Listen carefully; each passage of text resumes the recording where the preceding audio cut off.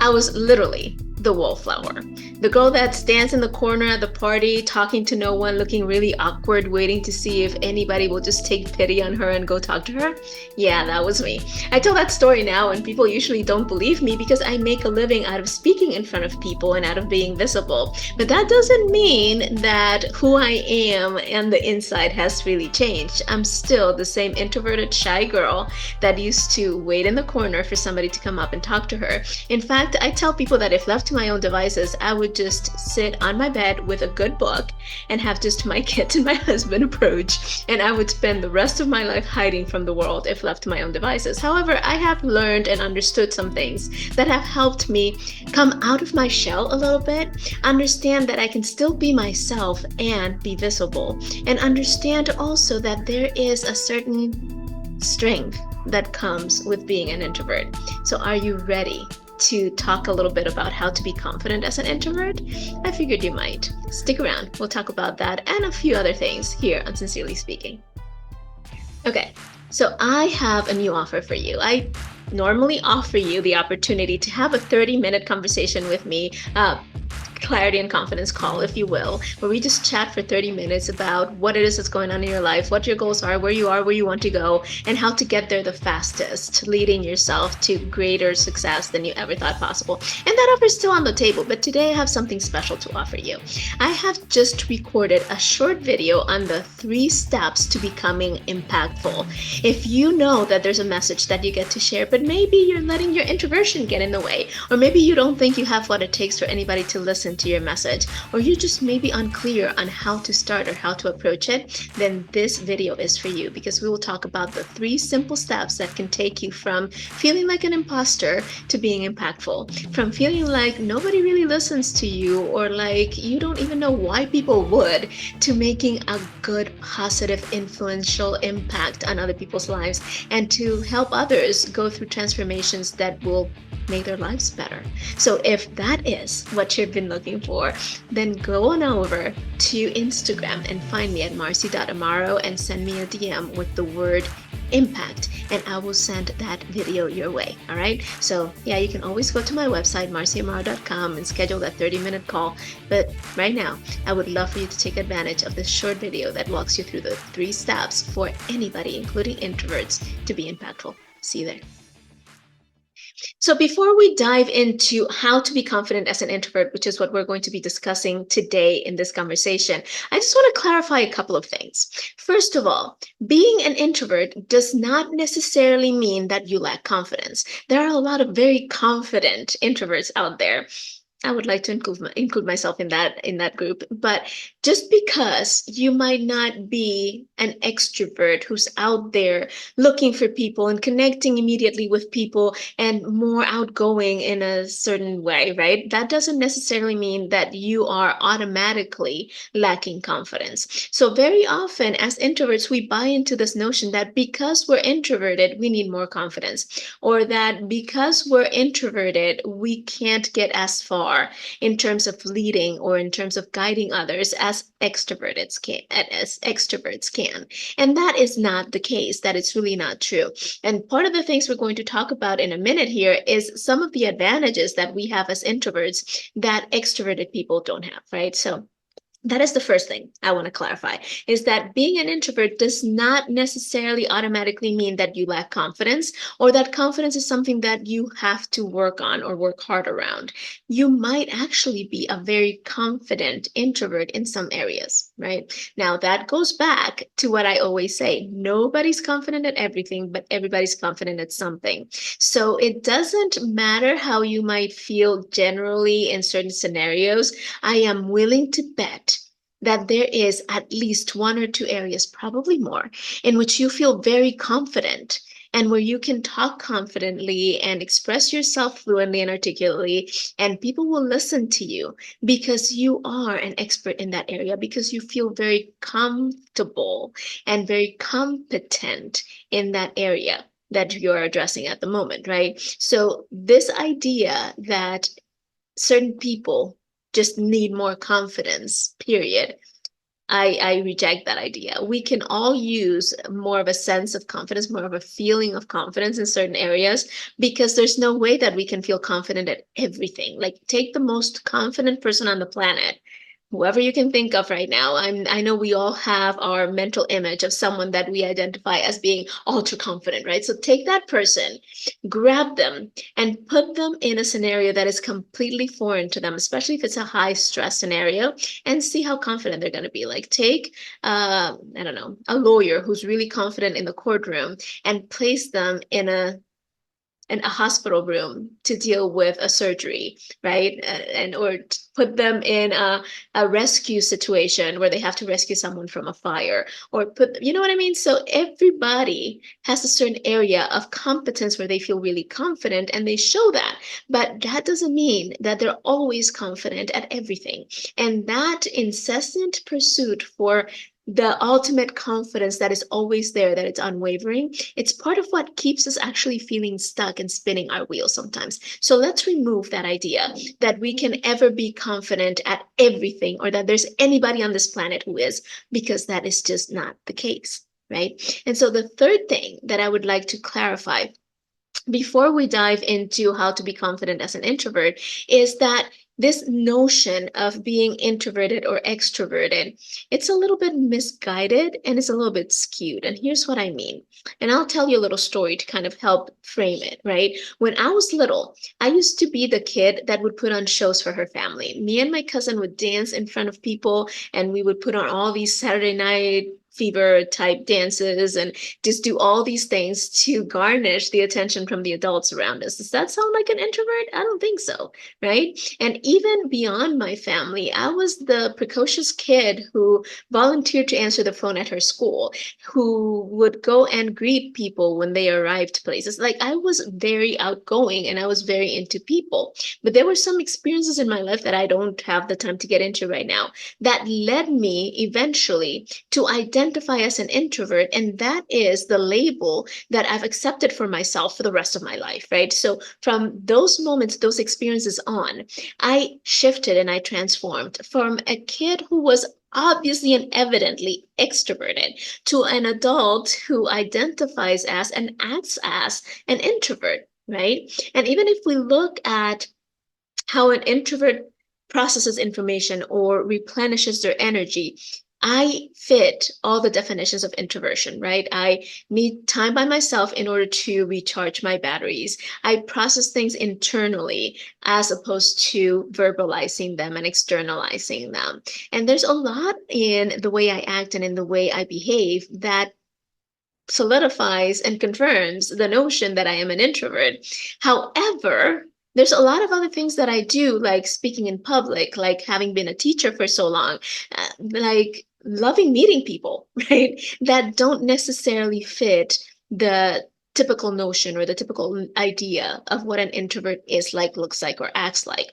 I say this to say that I believe deep down we all have certain levels of extroversion and introversion, again, depending on the circumstance, depending on the moment, depending on the role we're playing at the time, depending on a lot of things, right? And ultimately, anything that has to do with personality, and personality theory is more and more validating this notion that anything that has to do with personality is not as permanent as we tend to think it is not as much of a death sentence, right? Or a determining factor as we once thought it was. So they are just labels that we identify with and take on for ourselves and internalize as part of our identity. And as such, since they're labels, we can put them on and take them off, right? Maybe not on demand, but it is possible to do that. So nothing in our personality is as permanent as we would like it to be. And I'm not telling you change. I'm not telling you stop being who you are. There is a part of you that is more outgoing. There is a part of you that is more extroverted. There is a part of you that fits all the boxes for all the things that you've been dreaming and wishing and desiring to be more like. It's just a matter of identifying those moments and tapping into those things. And we're going to talk more about that in a minute. But the fact of the matter is that I believe extroverts have moments of introversion, introverts have moments of extroversion. We just tend to gravitate more towards one or the other. And it it becomes more of our default, but all of that is learned behavior. So you can still be authentic, you can still be you, and figure out how to tap into certain areas of you that benefit you more, that are more helpful and supportive in certain circumstances than others, right? And there are moments in which I know extroverts wish they had a lot more of the traits that are typically associated with being an introvert, right? And I'm going to mention three of those things right now. But there are advantages to being an introvert. It's just as a society, we have a bias towards extroversion because the quote unquote extroverts, the people who live more on that sphere of extroversion, they are the ones who tend to be more the initiators, right? The go-getters, the ones who pull people with them, the ones who quote unquote lead the charge. And so our society, because of its definition of success, tends to have a bias towards those who are extroverted versus those who are introverted. But there is nothing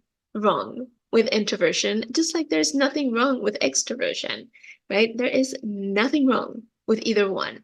It's just a matter of how do you leverage it? How do you perceive it? And how do you use it as part of your resourcefulness, as part of you moving forward, as part of you being the absolute best that you can be. All right. So, having taken that out of the way and having cleared that up, let's talk about some of the advantages that introversion holds with it. And again, I'm going to make blanket statements about what we generally consider to be introversion, what we generally consider to be extroversion. And I am going to talk as though introversion is something that is innate in us and as though it's something that is pretty permanent, although we know it is not, right? So I'm just going to make general statements so that we can operate from a common ground and a common understanding. Make sense? I hope so. All right. So here are some of the advantages of being an introvert. First of all, we have immense self-awareness. Because we process things internally, because we tend to spend more time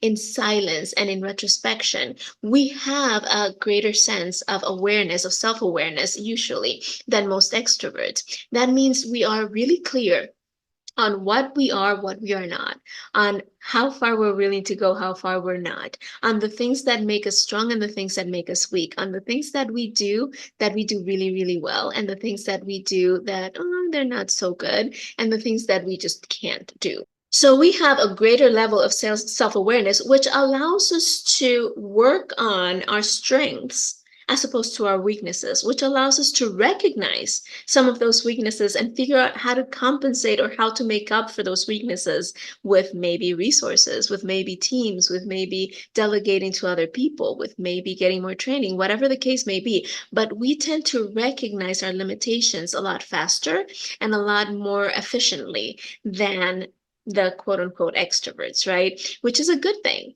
And we tend to also understand the degree to which we can help people and the degree to which we can't. So there's a lot of being really in touch with who we are and what we bring to the table. There's a lot of understanding that we have certain strengths that we can capitalize. And there, when an introvert typically, when an introvert says, "Yes, I can help with that," or "Yes, I can do that," you can trust that they can because they are very, very self-aware for the most part, right? So that's one of the advantages. The second advantage that introversion tends to have with it is a keen sense of observation and insight, a keen sense of observation and insight, because we are typically the ones in the corner, quiet, observing. We tend to read a room, read a situation, understand a space, and understand the scope of what's going on around us with a lot more insight than extroverts tend to, right? If you sit an introvert and an extrovert in a room, the introvert will typically be the one that says, "Did you notice when so and so did such?" And the extrovert will be the one that goes, "What? That happened? When?" Right? Because the extrovert is so focused on talking and making connections and just sharing and being in the midst of things that they miss a lot of the nuances and the insights and the things that are not at the surface, right? The introvert, on the other hand, is watching from the outside and it's catching a lot of those things that the extroverts tend to miss. So because of that, introverts tend to have a greater insight into whatever is going on. So if you have a situation where there's potential conflict. If you have a situation where there's differing sides meeting in order to try and find the common ground or in order to figure out how to move forward, make sure that you have at least a couple of introverts in that room, because they will be the ones who will quietly observe and who will take in the nuances and the little things and the gestures and the micro expressions and all these things that would generally be missed in that kind of a conversation, and will be able to bring it all back into focus and will be able to help you see the things that you might have missed, right? So observation and insight. And the last one is, because of our lack of need to express verbally, right? We don't talk as much typically. So because of that, we tend to listen more. And when we do speak, we tend to ask really insightful questions. And those questions lead to greater understanding and lead to drawing out some of the things that might be lying under the surface of whatever the circumstance or the situation might be. So we tend to ask the questions that the extroverts might not think to ask. And we tend to pick up on things that extroverts might miss.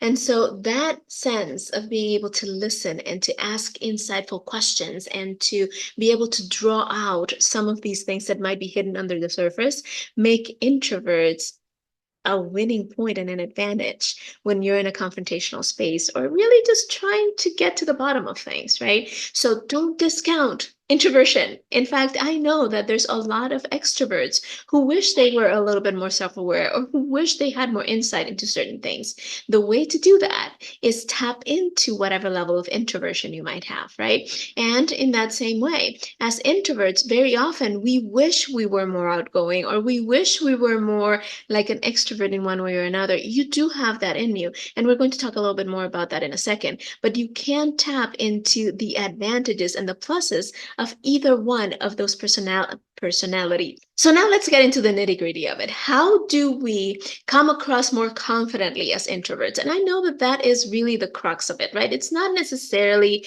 that we believe we need to be more confident, it's that we want to come across as more confident. We want to be perceived as being full in control and as being people who can step up and do the things that need to be done without second guessing and without backpedaling and without being unsure about what we're doing and why we're doing it, right? And so the very first thing that I want us to understand is that for the most part, what we're looking for is not really confidence. And I say this all the time. Most of the time, when people say they want more confidence, that's not really what they need or even what they're really looking for. Because when you dive deeply into, okay, what is it exactly that you want? What is it exactly that you want to feel or show or project or perceive or whatever the case may be? When they explain what they want, it's not really confidence what they're after. What they're mostly after is either competence or assertiveness. Competence or assertiveness. So in the case of introverts, I have found that for the most part, when we say we want to be more confident, what we want is really to be more assertive so that we can be perceived as more confident. Makes sense? So assertiveness is this sense of this is what I believe, this is what I meant to say, and this is what I'm saying, and you're not talking me out of it just because I am an introvert, right? And I added that last part in. But assertiveness is about, okay, this is it. This is what I meant to say, and this is what I'm saying. And I'm saying it unapologetically, and I am saying it directly. And I am just putting out there what is actually in here and letting it be seen, letting it be known, right? So when we are looking for assertiveness as introverts, it's a matter of building up enough conviction on what it is that we are trying to say to allow ourselves to be heard. See, the reason most introverts feel like they need this sense of assertiveness that they don't necessarily have is because we introverts tend to feel like we are often misunderstood, underestimated, or even ignored, like our voices are not heard. But when we really sit down and we examine why that is, it's because most of the time we are so tentative in expressing what it is that we're feeling and in sharing what it is that we know, that we come across as unsure. And so anybody who has a little bit more conviction than us is going to be louder, is going to be heard more, it's going to demand more attention, and therefore it's going to feel like they ignored us or pushed us to the side in order to listen to this other person who might not have the insight, the understanding, the knowledge, or the experience that we have as introverts, right? So what we get to do is we get to be more assertive. We get to be more assertive. And this is something that requires practice. It is something that requires a little bit of courage. And it is something that requires a few good experiences. So the first thing that I would love for you to do is think about a time when you got either really angry, really frustrated, or really annoyed at a situation and you spoke up. And you spoke up with such power that people heard you. You spoke up and people stopped and went, wait a second. Did she just, was that her? Did that come out of her mouth? Right? Because you did it with such power that people were not expecting it from someone who's typically the quiet one who sits in the corner. Right? So think about that experience. Think about how it felt afterwards when they actually heard you. And think about what it was that you tapped into inside that allowed you to speak up. See, most introverts will not speak up for themselves so much as they will speak up for other people. So start thinking about what it was that allowed you to open your mouth and express your thoughts, your ideas, and your convictions at that moment. Because with conviction, and with being able to tap into that part of you that understands you get to be heard because this is important, then you will come across with a certain assertiveness, right? So let's give you, for instance, let's say that you are in an office meeting and you have this wonderful idea that you know could really fix whatever it is that they're talking about. And you're dying to share it with them, but you're apprehensive about, do I speak up? Do I raise my hand? Do I interrupt? What do I do? They're not going to listen to me. Stop for a second. And first of all, draw the conviction out. So, do you really believe that this thing that you're wanting to share could make a difference in this situation? Then think about all the people that will not gain the benefit of what this thing could bring if you stay quiet and if you don't say anything, right? If you stay quiet when things are hard, then you're giving away your power. That's biblical, that's in Proverbs. And beyond that, it's just the way that the world works, right? If I see something that is not right and I stay quiet, I'm giving away my power and I'm actually becoming an accomplice to whatever it is that's going on. So when I stop and I convict myself, right, I have conviction about the fact that what I'm about to share, it's important not for me, but for the people who will gain something from it, for the team, for the clients, for the victims, for whoever it is that this idea is standing to benefit, then I can draw on that conviction that it's not about me, it's about them. It's about the benefit that they will reap, right? And then after that, I can stop and think about, okay, what was it that pushed me to the edge of actually speaking out that last time or that one time when things went really well and I spoke up and I shared my ideas and people listened? Was it that I was angry? Was it that I was annoyed? Was it that I was frustrated? Was it that I had had enough? Was it that I had so much pain or so much compassion or so much empathy or so much love that it drew me to say something? And can I pull on that right now? How can I draw that? How can I bring that on? How can I experience that again? How can I bring that to the surface? What can I imagine? What can I think about? What can I remember that is going to bring that sensation back? That is going to put me in that space again. See, for me, it's enough to think about what would happen if it was my kids, if it was my two daughters that needed this, if it was my two daughters that could benefit from it. And then it draws all the power I need, period. I don't need anything else. I just need to think about them. When you can do those two things, when you can bring out your conviction, like really leverage your conviction, make sure that you're 100% certain that this thing is going to benefit someone other than you. And when you can draw out that emotion that pushes you over the edge, so to speak, that emotion that makes it so that you can't be quiet anymore, that emotion that draws that little fire and spark out and causes you to bubble up and speak, then you can assertively state what you need to say, right? So understand that most of the time it's more about assertiveness. And assertiveness comes from conviction and from putting others first, right? And then the second thing, aside from assertiveness, that people usually look for when they're looking for confidence, is really competence. When you really know that you have the skills, the talent, and the ability to do whatever is in front of you, when you know your stuff, and you know it better than most people in the room, when you know that you're really good at what you do, and when you know that nobody can bring to the surface what you can, that nobody can share the things that you can share. Nobody's had the same experiences and the same level of depth in this area that you have. Then that will allow you to show up confidently and to be seen as someone who has tons of confidence and who should be listened to and heard, right? So, how do you tap into competence? How do you get to that space where the competence is enough to draw that feeling and that sense and that perception of confidence out of you? Well, first of all, look at your training. Look at the things that you have done, the certifications, the diplomas, the practice, the internship, the whatever it is that you have that qualifies as education in that area. And it doesn't have to be formal education, it doesn't have to be credentials on paper. But what have you done? What have you gone through? What have you read?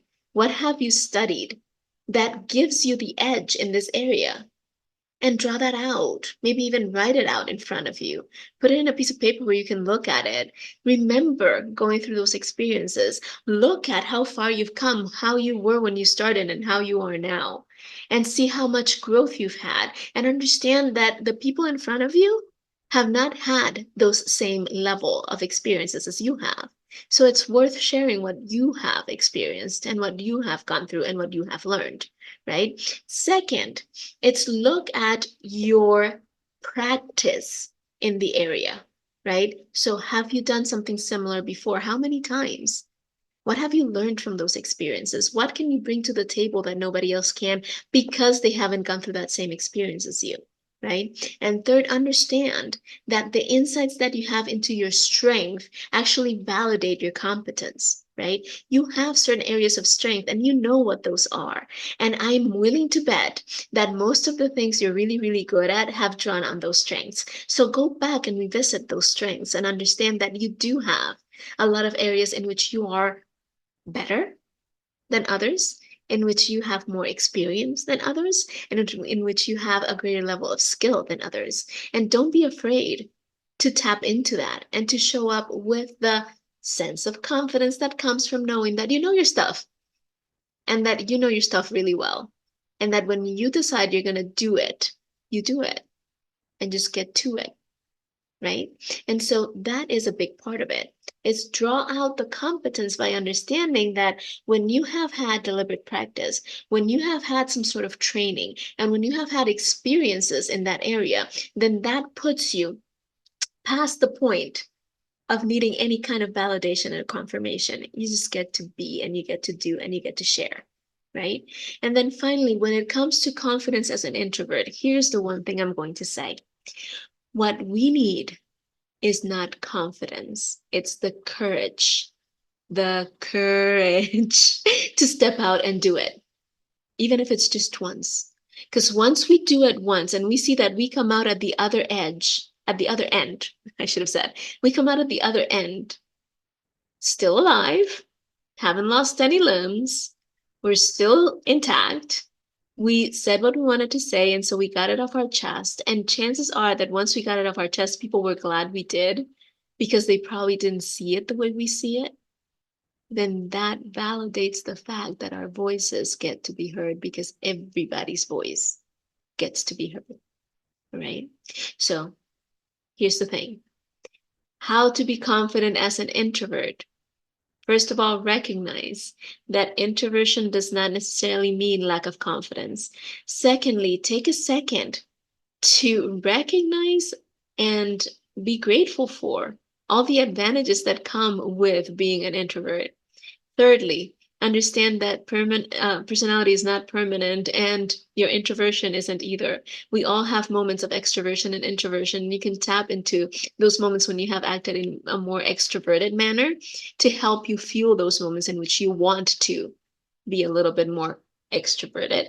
And thirdly, when it comes to wanting to be perceived as confident, it's more about assertiveness and it's more about competence. So tap into those things that allow you to be assertive, like your conviction and you knowing exactly how this is going to benefit others. And tap into those things that bring out your competence, like remembering how much you've learned, the skill and talent level that you're at, and know that you have something incredibly valuable to bring to the table that other people will miss out on if you don't speak up.